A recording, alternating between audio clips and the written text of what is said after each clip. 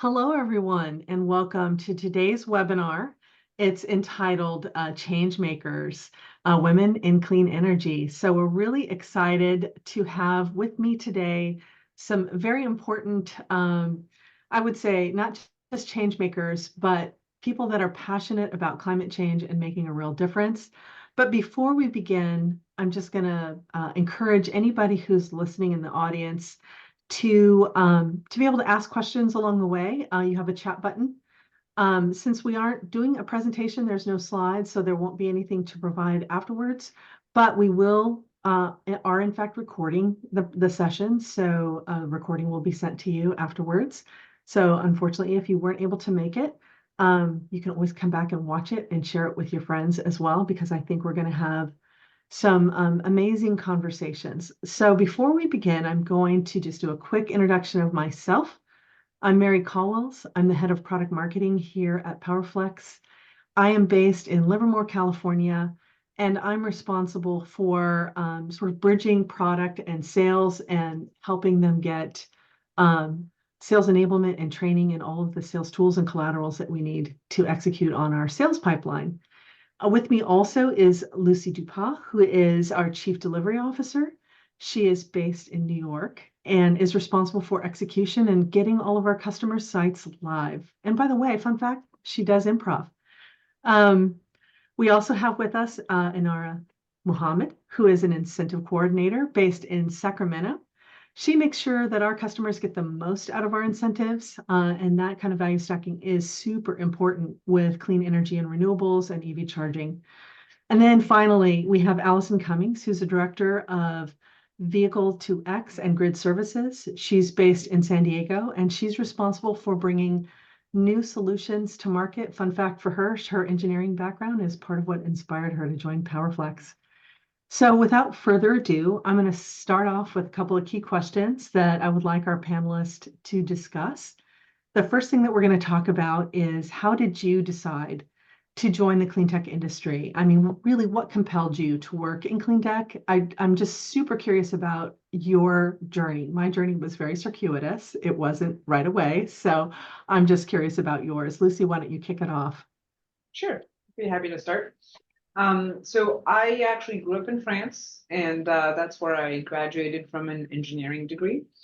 It's interesting the way that engineering degrees are set up there is a bit different from in the US. There's a lot more specialties, and when I got the option to pick a major that was in energy and environment, I felt like that was a good mix between my personal interests, which were to try and find something in sustainability while also applying engineering skills that I had been studying for many years.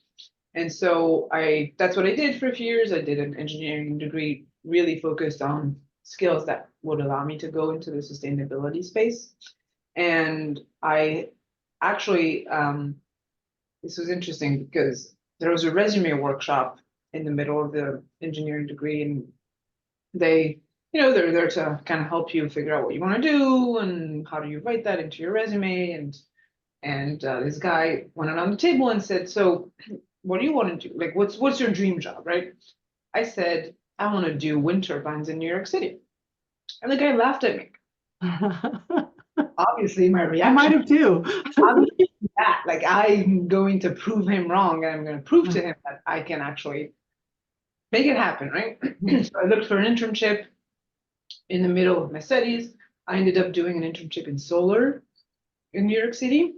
Fun fact, I was an au pair at the same time. Gotta make it happen for yourself sometimes.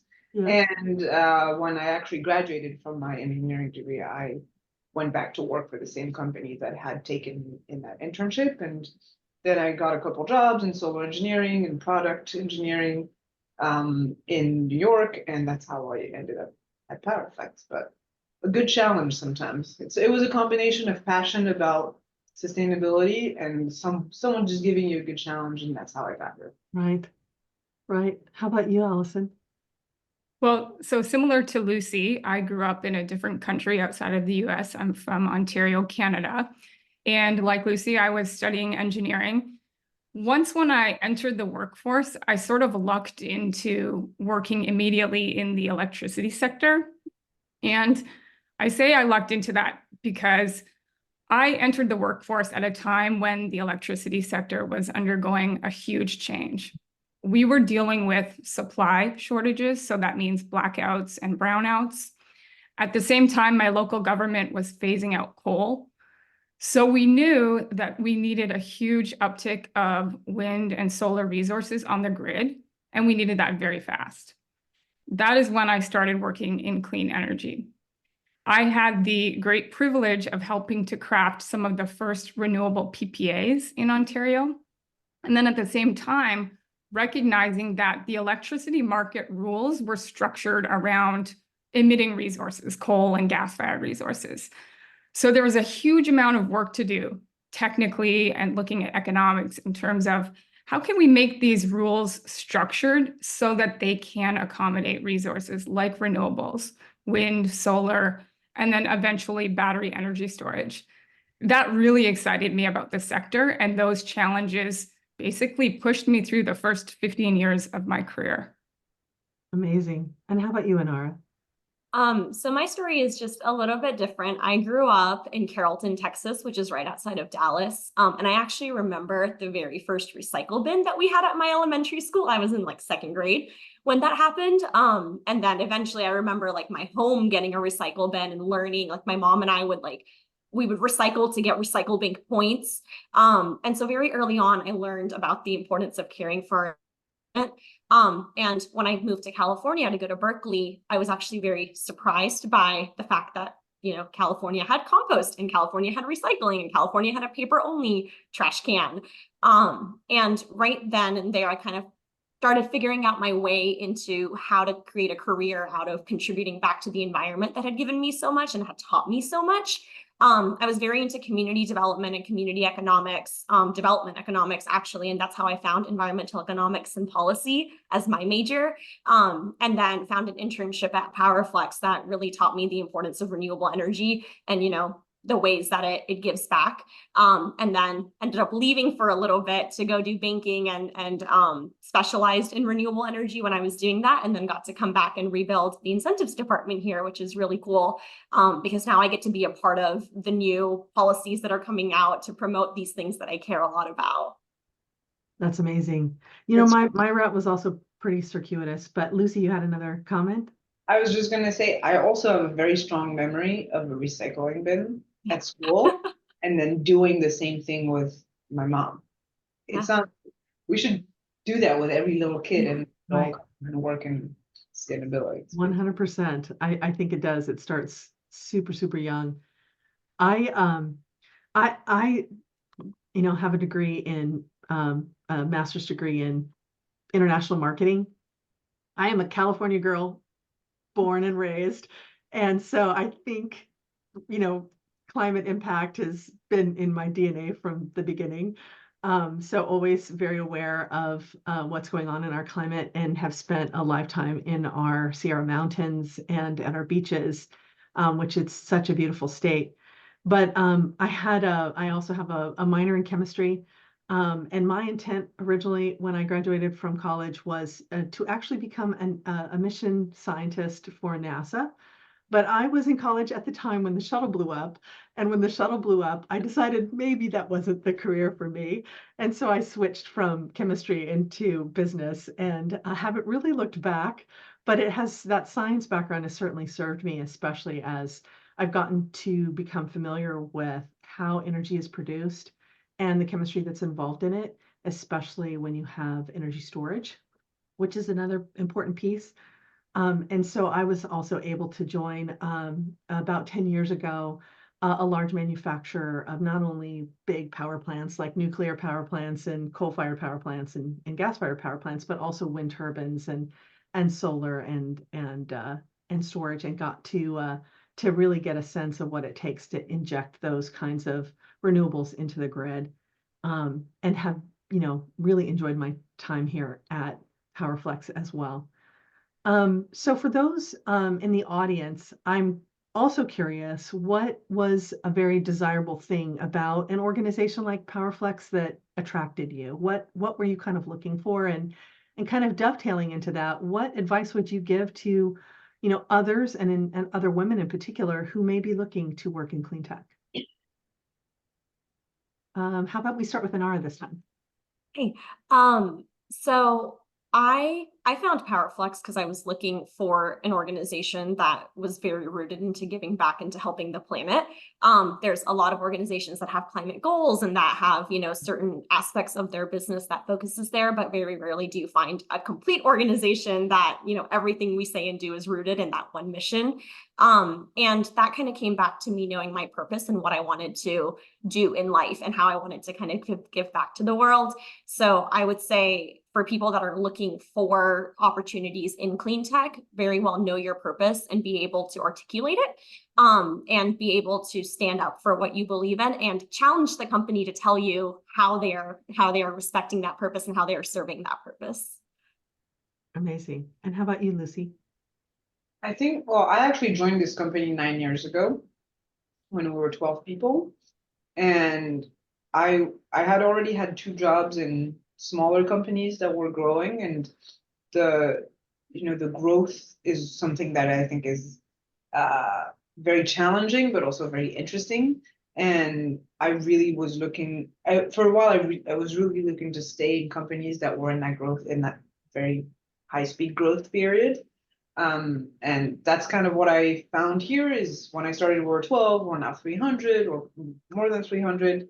And what I found is that a company like that is continuing to grow gives you opportunities because there's always gaps to fill, new roles that are created, and there's opportunities to advocate for yourself and say, okay, that's what I want to do. I see a problem and I'm going to go fix it. I'm going to show to everyone how I can fix it, and that's going to be how I make my argument for the next thing that I want to do.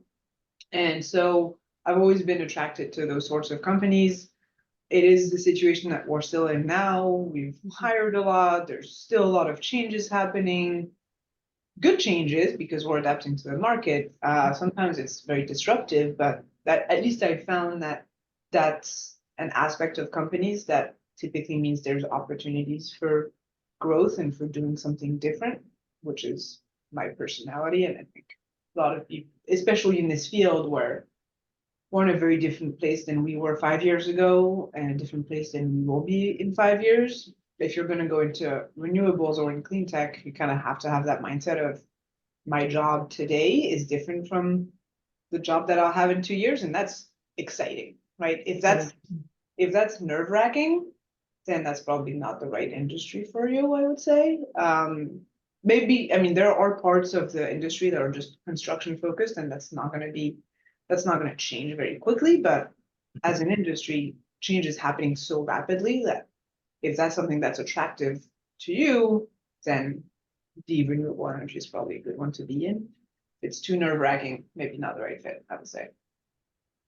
I'll echo what Lucy said. It's very all hands on deck. Like you find a problem, you fix it, or you find other people to work with to fix it, no matter what your role is. It feels great. It does. Allison? Yes, when I joined PowerFlex, it was at the beginning of 2023. And one thing that really excited me about PowerFlex was that the company was obviously looking towards the future, as Lucy mentioned. Not just looking at addressing challenges that exist today, but what does the future look like and how can we be a part of that? A specific example is the technology that I'm focused on right now, which is called Vehicle to X or Vehicle to Everything.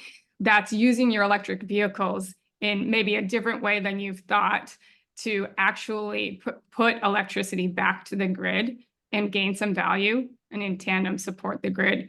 That's one example of how PowerFlex is innovating. And so I think if innovation speaks to you and is something that you're passionate about, then clean tech is a very good fit for you. But one other thing that I'd love to mention is PowerFlex has a great mentoring program. There's sort of official mentoring channels and then unofficial mentoring. And that's something that appealed to me as well when I was out in my job search.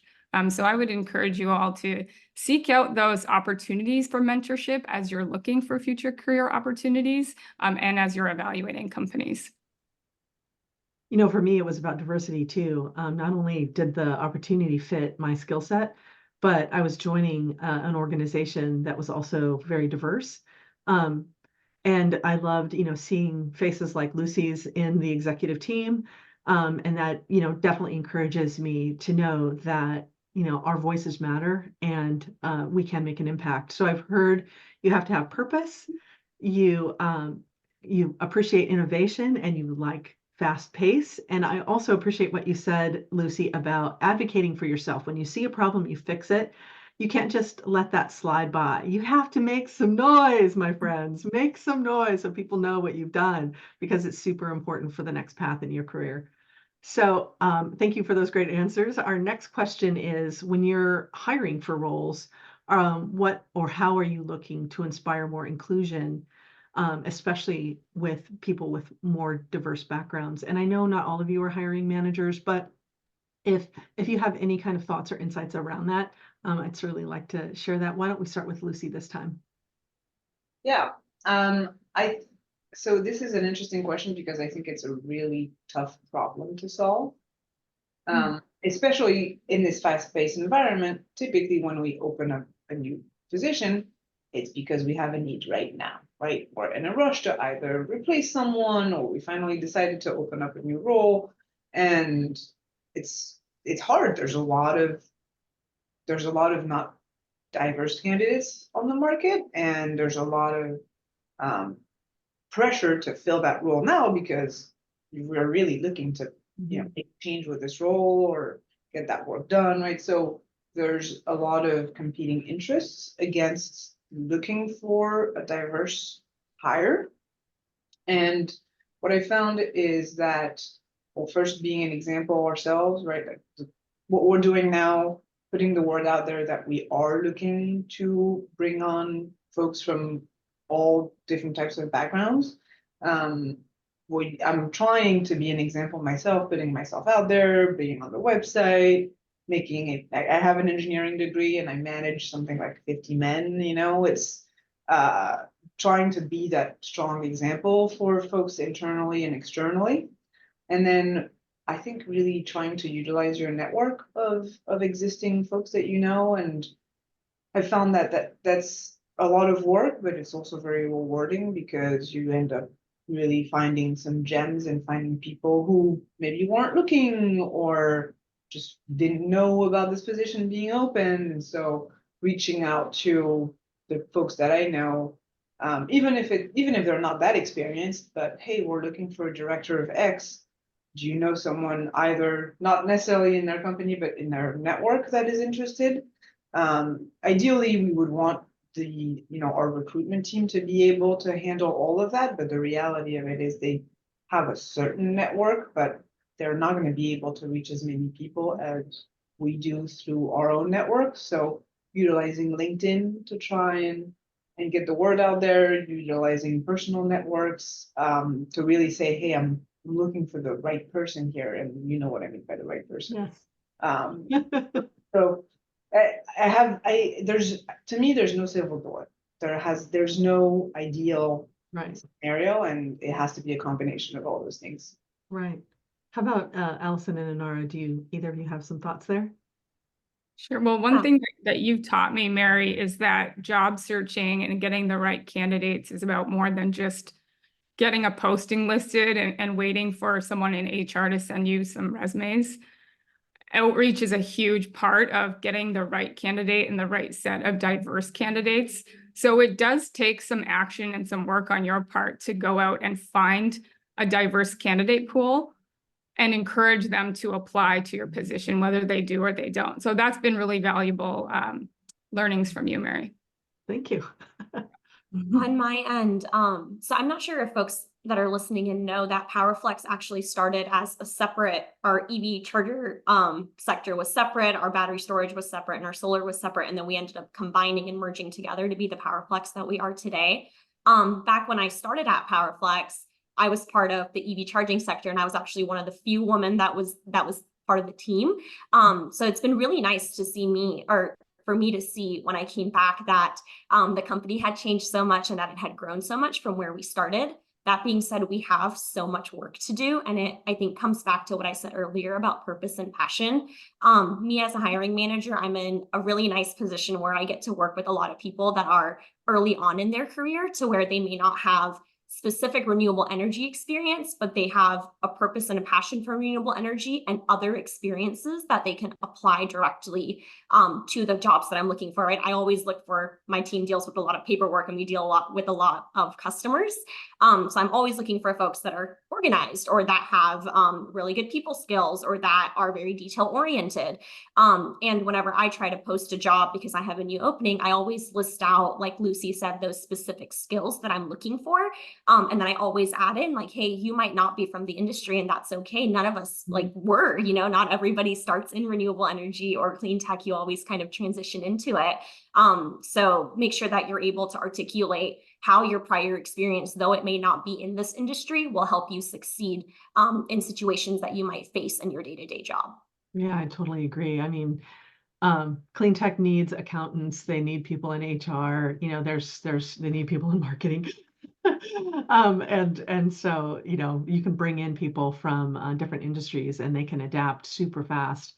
I also will say that I find oftentimes when reviewing candidates, especially candidates with diverse backgrounds, you sort of have to look beyond the title of their job in their resume and look at the bullets underneath the job, because more often than not, those candidates have actually been doing jobs and doing and succeeding at doing some elements of the job that is at least one, sometimes two levels above what their title says. Often they've been promised a promotion and haven't been given it. And so I like to look at those kinds of candidates and give them that opportunity to finally get the title that matches their skill set. And I also find that that's one of the things that attracts them in, is that opportunity to finally be seen for what they're able to do and let them run and give them that kind of success. So I think you've all just given some really great insights here. For each of you, you know, you're focused in moving the industry forward in different ways, you know, new solutions for you, Allison, incentives and policy for you, Inara, deployments and operations for you, Lucy. I'm, you know, interested in, you know, making awareness, just making our buyers aware of what their options are. So tell me, you know, not only how you're focused on moving the industry forward professionally, but even personally, what's going on? That is there a marriage between that personal and professional life? Do you feel like it's in sync? Let's see, who wants to go first? How about we start with you, Allison? Thank you for that great question. Yeah, no, it's perfect because I referenced earlier my excitement for the energy and electricity sector.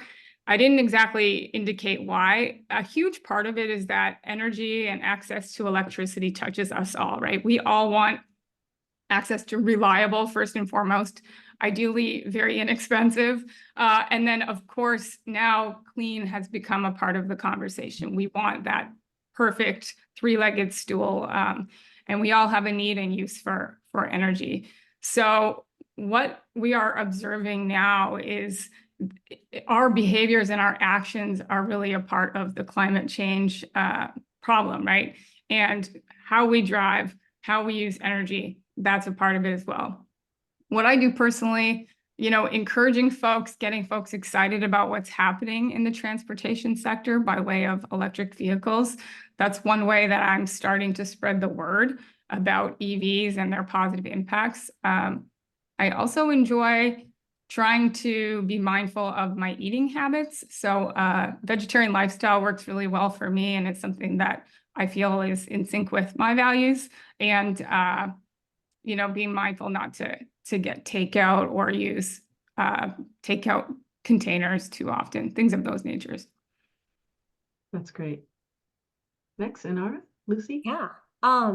I get to be at a place in this industry where I get to see new states come in and adopt clean energy standards, new utilities come in and have money now available for folks wanting to adopt clean energy in different ways. And, you know, even when I look back at just a couple of years ago, like clean energy, EV chargers, storage was all very focused in California. And now almost every state has a different program or a different incentive.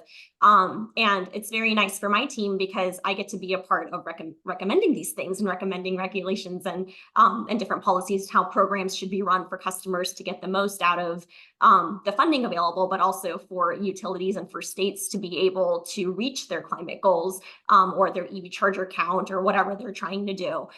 So it's very nice for me because I get to help move the industry forward by making these recommendations and working hand in hand with program administrators and policymakers that are committed to the same things that I'm committed to. Personally, I think I talked about how I was in second grade when I got to see a recycle bin for the first time. So I very much believe in constant education. I get to be educated every single day about the new things in the market. And so I like to always pass that forward, especially to the younger generations coming after us. I volunteer at an early childhood development center. And one of the main things that I do is talk a lot about, living with ethical boundaries and making sure that whatever you do gives back in one way or another, because I think it's very important to empower the younger generations to be just as excited and also see the problems that are going to be theirs and begin thinking about how to solve them.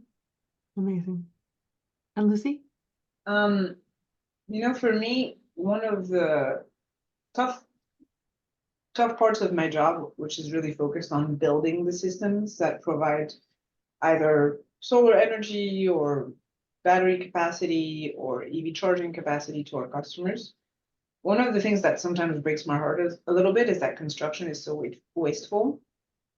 And obviously the capacity is needed, right? We need more power on the grid. We need clean power. These are good investments for our customers. There's a lot of reasons why we're doing this, but the reality of it is construction is a very wasteful industry. There are real added costs for us to be able to do things in the most sustainable manner.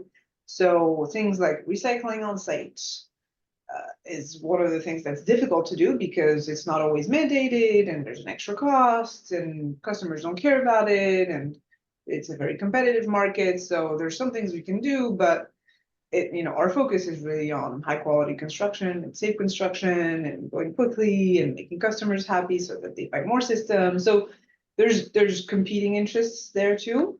And then when you think about it, the embedded carbon that is in all the construction materials, right? In the ballast blocks for the roof, for the rooftop racking, the actual modules themselves, all the electronics, when things don't work, do they get recycled? So that is the little devil in my mind that tells me, why are you doing this? You're making things worse. It's actually making things better in the long run. But when you look at the very short term and you go to a construction site, it's a little heartbreaking the amount of waste that happens. And so one thing that, I've always thought about it, maybe one day I'll go into part of the industry that's more focused on reducing our energy use to begin with.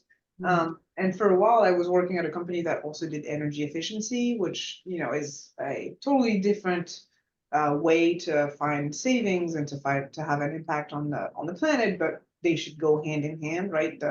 Actually trying to use less energy to begin with, and also replacing some of the energy that's being used with cleaner energy. And so along that path, I started volunteering for a nonprofit that does sustainability education in New York City. Called Green Home NYC, and I've been on the board for a few years now. And what we're doing there, it's a fully volunteer organization. We organize sustainability education events, and it's been great to first be around folks who are brand new to the industry and are just getting up to speed on what's going on and what the challenges are. And so just always very enriching to meet new people who are extremely passionate about the topic, and also just learn about things that are happening in the broader sustainability industry. What I found is that when you're doing your day-to-day job and it's so fast-paced, there's so much happening, you're so focused on whatever you're doing, right? In our case, commercial customers, DR, it's a pretty narrow sliver of the overall clean tech industry when you think about it. And so it's always very refreshing to me to hear about what people are doing with textile recycling and carbon capture and energy efficiency and audits and just all of these things that are also very detailed and complicated, but you barely, if you don't really take time to read about them, it's easy to kind of ignore everything else that's happening in the industry. And to me, it's always refreshing to hear the challenges that others have and the successes that are happening in the rest of the industry. And that's also very motivating to keep up to speed on what's going on with the rest of Yeah. the mobility industry. I agree. I mean, I've had conversations with Allison a couple of times where it's not this or that, it's and. We need that and this. We Yeah. need all of them to all line up because that's what's going to make a real difference with climate change. You know, and for me, it is being that kind of megaphone for not only what our solutions can do and how we can contribute and how our customers can get benefits from them, not just in cost reductions, but energy security and also achieving their sustainability goals and taking advantage of those amazing incentives that are out there. That value stacking, I use that word a lot, is important because that's kind of when you monetize benefits, it's what moves the industry forward, and having the right markets and the right market mechanisms to move the industry forward is super important. And not everybody's an expert in this, so we have to educate them, and having experts on staff that can help kind of walk them through every step of the way and do all the enrollments and handle all the construction issues and the permitting and everything so that they can go live is super important. You know, I live just a few doors down from a school, and I have a spot outside where we have 3 giant garden boxes that I was able to recycle from some equipment at my husband's brewery. And we made these giant garden boxes, and I have, you know, I'm always growing something out there, and the children are always walking by. And sometimes they can pick what is ripe and ready. Right now we've got some celery out there. And so I often am out there talking to them about, you know, the ability to grow their own food and how important that is. So that's one of my kind of passions as well, in making an impact. So I'm curious now, as we move forward, like what is happening in the industry that most excites you? And Allison, since you kind of have your eye on the future, you're really looking at where the market is emerging. Let's start with you. Sure. So I mentioned earlier that, 15 years or so ago, the renewables coming online was the big story with the electrical grid. Well, now I'm observing that a major grid transformation is happening again. Only this time it relates to electric vehicles coming online, right? The electrification of the transportation sector. That is super exciting because it provides all of this opportunity, right? It's the chance to put distributed energy resources into the spotlight now to help to tackle all of the associated challenges of that, sort of huge demand for electricity related to our electrification of transportation. So what we're observing is that the clean energy sector is going to have to come together to help solve some of these challenges. And that involves folks all across the chain. We need the right customers. We need the right technology, so hardware, software, right? We need the right policies and regulations. And then we need folks like Lucy and her team to be able to go and execute on that. It's thinking about putting all of those pieces together that really excites me the most, right? And working for a company like PowerFlex, we actually get to have all of those touch points. We're very privileged in that way, right? So I think that's particularly relevant to the offerings that I'm working on and looking ahead at what's going to be new for EVs, for battery energy storage resources, and for our solar resources and EV chargers. It's amazing. I mean, not only is, Inara talking with regulators and policymakers, but you're talking to industry movers and shakers in the automotive industry and automotive manufacturing too. And that influence is very, very important. So thank you for that. Inara, why don't you share some thoughts? Yeah. There is more money out there now in order for residents and even more for commercial customers to install EV chargers, to install storage, to adopt battery storage solutions than there's ever been before. in California is where most of the money was located because California was usually very motivated to install EV chargers. But now I see that almost every state, as a result of not only federal regulation, but also individual state regulations, every state has somewhat of a program to motivate schools, to motivate grocery stores, to motivate airports, to have EV charging solutions present on site. Along with that, almost every utility I've seen has some version, some kind of money, some part of their budget available to help customers be able to afford these EV charging solutions. I know that a lot of times, you have to do you have to do upgrades on your utility and things like that. I know Lucy can talk a little bit more on the technical side, but even with our ALM model that we have at PowerFlex, you're now able to add more EV charging stations without those utility upgrades many times, and be able to, as a result of using these incentives available and, working with our team, be able to add EV charging solutions to your grocery stores, to your airports, to your schools. And you're able to do it across the United States instead of just California now. So take advantage of those. If y'all have any questions about them, we're all available to help. This is what I do every day. So feel free to reach out. Very excited about all the money, but we want to make sure that we keep using it. That way there's more available. That's right. That's right. How about you, Lucy? I was just going to piggyback off of Inara because I'm realizing that it's the first time, at least in my career, that that developers like us of clean energy solutions and utilities are actually aligned. For many years, we were stealing their business by producing energy ourselves and doing it at a competitive rate and basically lowering their overall revenue. Mm-hmm. And now, finally, EV charging is a technology that increases their revenue because they're selling more electricity and they're taking revenue from oil and gas companies. So that's pretty exciting.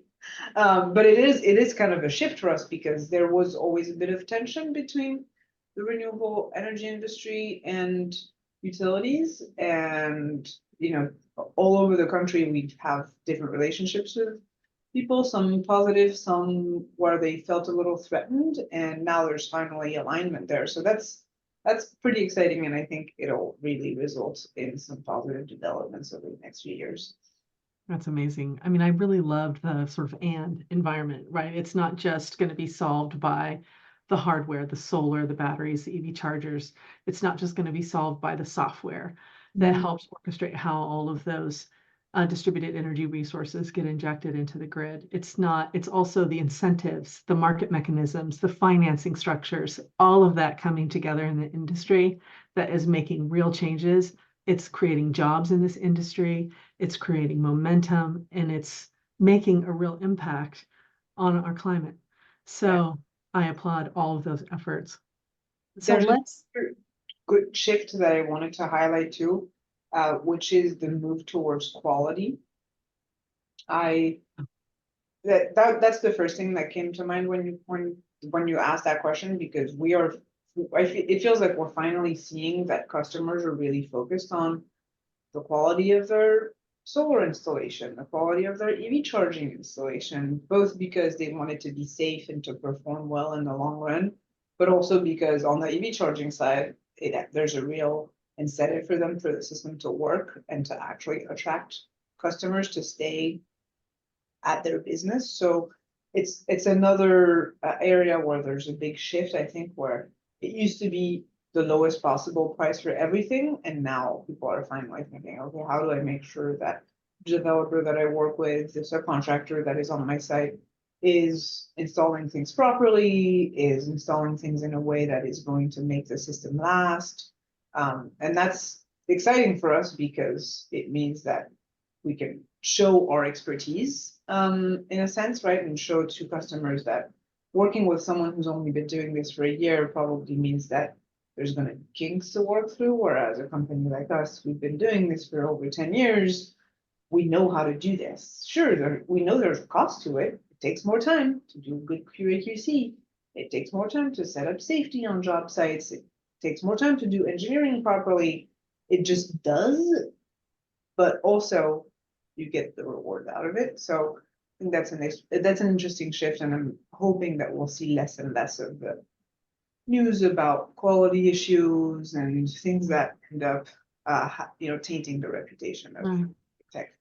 Yeah, I agree with you as well. I think quality, is important because we need affordable, reliable energy, and we can't take that risk. It's too important to all of us. Well, ladies, we've kind of come to the end of our time. I really appreciate all your thoughtful insights that you've shared with our audience. For anybody who is still on or will watch later, I highly encourage you to connect with each of us on LinkedIn. We have some unique names, so we should be easily to find. But if you can't find one of us, the other one, just ping one of us and we'll connect you with all of them. But we would love to connect with you. We would love to help you on your journey into clean tech. And, the network matters and making a difference matters. And we applaud all of you for being a part of this. So thank you all. Thank you, Allison. Thank you, Inara. Thank you, Lucy, for your time. Thank you, Mary.